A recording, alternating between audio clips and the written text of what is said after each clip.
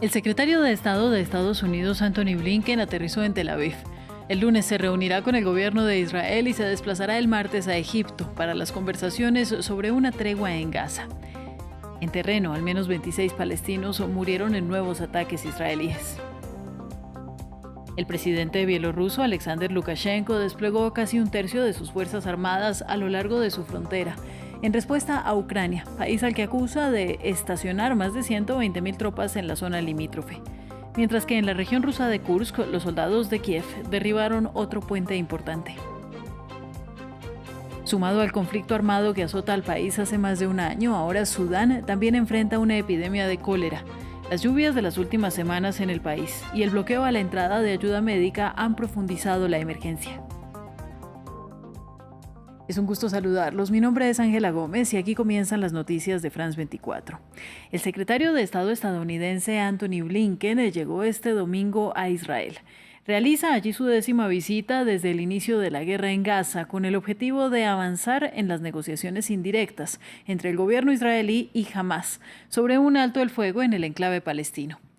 Se espera que este lunes Blinken se reúna con el primer ministro Benjamín Netanyahu, así como con el presidente Isaac Herzog y el ministro de Defensa Yoav Gallant. Después se desplazará a Egipto, mediador de las conversaciones. Por otro lado, nuevos ataques israelíes en Nuseirat y Deir al-Bala dejaron al menos 26 personas fallecidas. 8 de ellos eran de una misma familia y 6 eran niños. También se reportaron bombardeos durante la noche en Jabalia. Asistidos por miembros de la protección civil, estos heridos son trasladados uno a uno al hospital más cercano ubicado a pocos kilómetros. Varias incursiones israelíes alcanzaron Jabalia durante la noche del sábado al domingo. Un edificio residencial en el campo de Jabalia fue atacado, provocando varias muertes y heridos. Las víctimas han sido encontradas. En los últimos días, los ataques israelíes han golpeado el centro de la Franja de Gaza, particularmente las zonas de Khan Yunis, Beit Lahia y Jabalia. Los combates terrestres también continuaron, como lo muestran estas imágenes difundidas por el ejército israelí la mañana del domingo. El sábado, estos gazatíes desplazados en Jabalia seguían manteniendo la esperanza de que las negociaciones para un alto el fuego finalmente se concreten. Esperamos que haya un resultado positivo y que se logre un acuerdo entre las partes, porque todo el pueblo palestino lo está esperando. Escuchamos hablar de negociaciones una y otra vez. Esperamos que ahora tengan éxito y que no se pospongan nuevamente. Después de 2 días de discusiones en Doha, el jueves y viernes que no dieron resultado, las negociaciones sobre un posible alto el fuego en Gaza se retomarán en los próximos días en El Cairo. Continúa la alarma por un posible brote de polio en la Franja de Gaza. Israel, junto con organizaciones internacionales, permitirán en las próximas semanas la entrada de vacunas para inocular a la población más vulnerable, sobre todo los menores. Esto luego de que las autoridades gazatíes diagnosticaran el primer caso de polio en el enclave, mientras hay otros bajo sospecha. Marta Moya nos cuenta más. La polio amenaza a la Franja de Gaza. 25 años luego de su erradicación en el territorio palestino, las autoridades locales detectaron el primer caso de polio desde el inicio de la guerra en un bebé de 10 meses. Hay otros posibles casos bajo sospecha, y este patógeno se detectó en 6 lugares diferentes del territorio en julio. Este virus se transmite a través del contacto con heces, agua o alimentos contaminados. Cada día, miles de personas conviven con zonas inundadas por aguas residuales y montones de basura. Ahora, las madres temen que sus pequeños se infecten. Ellos son los más vulnerables. No sabemos qué hacer. Exigimos que nos den lo más sencillo, que es la vacunación de nuestros niños. ¿Cómo van a vivir los niños si no? Es como si viviéramos en una vida primitiva. Se supone que la vacunación está disponible para todos los niños. Es triste que lleguen al punto de sufrir estas cosas. Organizaciones internacionales y grupos de ayuda humanitaria afirman que es necesario un alto el fuego para la vacunación masiva. La OMS y UNICEF piden a todas las partes en el conflicto que apliquen pausas humanitarias en la Franja de Gaza durante 7 días para permitir que se realicen 2 rondas de campañas de vacunación. Sin las pausas humanitarias, la campaña no será posible. Por su parte, el COGAT, organismo militar israelí encargado de los asuntos civiles en los territorios palestinos ocupados, afirma que entregará próximamente hasta 60.000 vacunas y que permitiría una gran campaña de vacunación contra la polio. El COGAT y el Ministerio de Salud israelí están coordinando una campaña de vacunación con la OMS y UNICEF prevista actualmente para finales de agosto para los 600.000 niños de 0 a 8 años. Pero en terreno, el tiempo apremia. La población civil y los expertos temen que sin una tregua, el brote se expanda por todo el enclave. En otros temas, el presidente bielorruso Alexander Lukashenko dijo este domingo que Ucrania había estacionado más de 120.000 tropas en su frontera con Belarus, por lo que Minsk desplegó casi un tercio de sus fuerzas armadas a lo largo de toda la frontera. Hay más de 120.000 soldados ucranianos en la frontera entre Belarus y Ucrania. Los mantienen cerca de nuestra frontera. Viendo su política agresiva, hemos introducido allí y colocado en determinados puntos, en caso de guerra serían defensa, a nuestros militares a lo largo de toda la frontera. La frontera entre Belarus y Ucrania está minada como nunca antes. Nunca ha habido ninguna guerra con ese nivel de minado. Hace casi 2 semanas, cuando Ucrania comenzó su incursión en territorio ruso, muchos pensaron que sería una operación rápida de entrada y salida. Sin embargo, las tropas de Kiev parecen estar preparándose para el largo plazo al otro lado de la frontera. En uno de sus últimos reportes afirmaron el derribo de un segundo puente clave para el desplazamiento de las fuerzas rusas. ¿Será esta una operación duradera? Nuestros colegas de France 2 nos cuentan. Los tanques ucranianos continuaron su avance hacia territorio ruso adornados con el triángulo blanco que representa esta contraofensiva. A veces recogen señales de tráfico de los pueblos que han tomado. Kiev afirma ocupar 82 localidades de la región rusa de Kursk, es decir, 1.150 kilómetros cuadrados, incluida la ciudad de Sudza. Pero la pregunta es, ¿cuánto tiempo puede durar esto? Estas imágenes satelitales muestran trincheras cavadas por el ejército ruso en los últimos días, que sugieren que podría estar preparándose para un duradero frente en su territorio, ya que Ucrania afirma haber establecido una oficina militar en la región y tiene planes para seguir avanzando. Se están poniendo en una situación en la que podrían establecer su línea defensiva en territorio ruso y ya no en territorio ucraniano. Esto es importante para ellos porque significa que ya no pueden bombardear territorio ucraniano desde Rusia. Al mismo tiempo les permite asegurar esta pequeña conquista territorial como moneda de cambio más adelante. Los residentes rusos que fueron evacuados a toda prisa no pueden imaginarse dejar su región en manos del ejército ucraniano por mucho tiempo. Esta es nuestra patria. Todos lucharemos por ella si es necesario. Los soldados ucranianos serán eliminados. Déjenlos irse a casa. Detengan la guerra.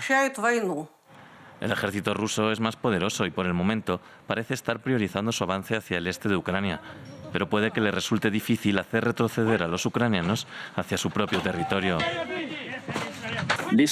La mayor parte del poder militar de Rusia hoy en día se basa en la artillería y los bombardeos. Me imagino que, a pesar de su falta de escrúpulos, es un poco complicado ir a arrasar esta zona, con el pretexto de sacar a los ucranianos.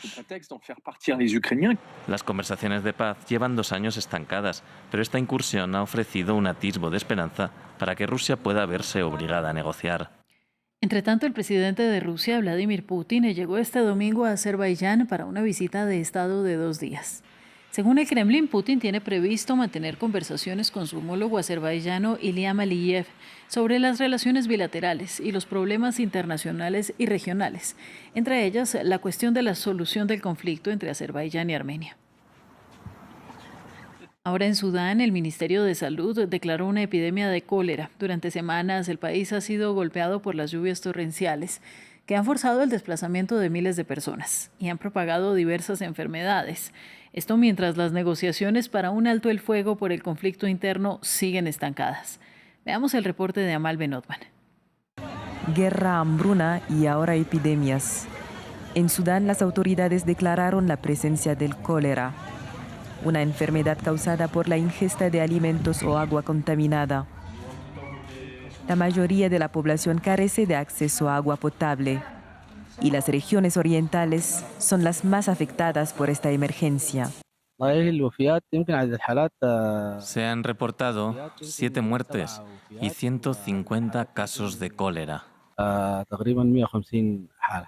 Antes bebíamos agua de mar tratada, pero ese suministro se cortó y ahora dependemos de estaciones de agua. El brote de cólera es una consecuencia directa de la crisis en Sudán. El país, devastado por un conflicto que comenzó en abril del año pasado, enfrenta ahora lluvias torrenciales. Estas precipitaciones han desplazado a miles de personas y desencadenaron el aumento de enfermedades. La guerra civil en Sudán enfrenta al ejército liderado por Abdel Fattah al-Burhan contra los paramilitares de las fuerzas de apoyo rápido encabezadas por Mohamed Hamdan Daglo. Ambos bandos, en su lucha por el poder, han sido acusados de cometer crímenes de guerra, incluyendo bombardeos indiscriminados en zonas habitadas. Hasta la fecha, el conflicto ha cobrado 15.000 vidas y ha desplazado a 10 millones de personas. Y mientras el país se sumerge en una de las peores crisis, la mayoría de las operaciones humanitarias han sido interrumpidas. La designación de Kamala Harris como candidata demócrata a las elecciones presidenciales de Estados Unidos ha generado una ola de entusiasmo en toda la India, donde muchos sienten una profunda conexión con las elecciones estadounidenses como nunca antes. Nuestros compañeros de France 24 en terreno nos acercan en el siguiente informe al fenómeno de la Kamala manía. Este grupo de aldeanos se ha reunido en este templo para un ritual especial. Es por su estrella, Kamala Harris. También rezamos por ella cuando fue nombrada vicepresidenta de Estados Unidos. Rezamos a menudo por ella porque su familia es de nuestro pueblo. Consideramos a Kamala Harris hija del pueblo. Aquí nació su madre, Shyamala Gopalan. Para el político local Sudhakar, Kamala Harris ya ha enorgullecido a todo el pueblo y hoy va camino de convertirse en una de las figuras políticas más influyentes del mundo. Estaríamos orgullosos de que una mujer fuera elegida para un cargo tan prestigioso, sobre todo porque es de nuestro pueblo. Es una luchadora que ha trabajado duro para convertirse en abogada y superar muchos obstáculos. Estados Unidos es un gran país en el mundo. Estar a la cabeza de un país así no es poca cosa y pronto podría ser la chica del pueblo. Según este analista político, la posible victoria de Kamala Harris daría una imagen positiva, pero no haría ningún favor a la India. Si Kamala Harris es elegida presidenta de Estados Unidos, no significará mucho para India desde el punto de vista político. Funciona en términos de poder blando, pero no en términos de resultados políticos. No creo que cambien las líneas generales de su política exterior hacia India, independientemente de quién sea elegido presidente. Hasta el 5 de noviembre no sabremos si Kamala Harris hará historia al convertirse en la primera mujer afroasiática que preside Estados Unidos. Pero sus raíces indias ya han generado mucho entusiasmo. Vamos a Francia. El partido de la Francia Insumisa amenazó con iniciar un juicio político contra el presidente Emmanuel Macron.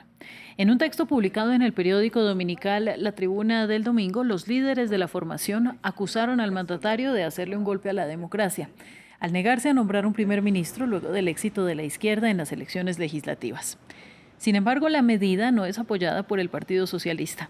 Este viernes, Macron iniciará consultas con los dirigentes de los partidos para tomar una decisión, pero los firmantes insinúan que esta podría tomarse sin tener en cuenta el resultado de dichos comicios. Debe saber que se utilizarán todos los medios constitucionales para destituirlo antes que someterse a su mala jugada contra la norma básica de la democracia. En Francia, el único dueño es el voto popular. El Tour de Francia femenino que terminó este domingo dejó a la polaca Katarina Niewiadoma como la ganadora de una dramática etapa que tuvo llegada en el alto del Alpe d'Huez. La neerlandesa Demi Vollering comenzó la etapa a 1 minuto 15 segundos de la líder polaca. Sin embargo, ofreció un recital durante el trayecto, cubriendo la ruta de 149,9 kilómetros en un tiempo de 4 horas y 34 segundos y 14 décimas, que le hicieron soñar con el bicampeonato por algunos segundos. Niewiadoma cruzó la meta en la 4ª posición, 1 minuto 1 segundo después que Vollering. Pero eso fue suficiente para conservar el maillot amarillo y su primer título en la competencia.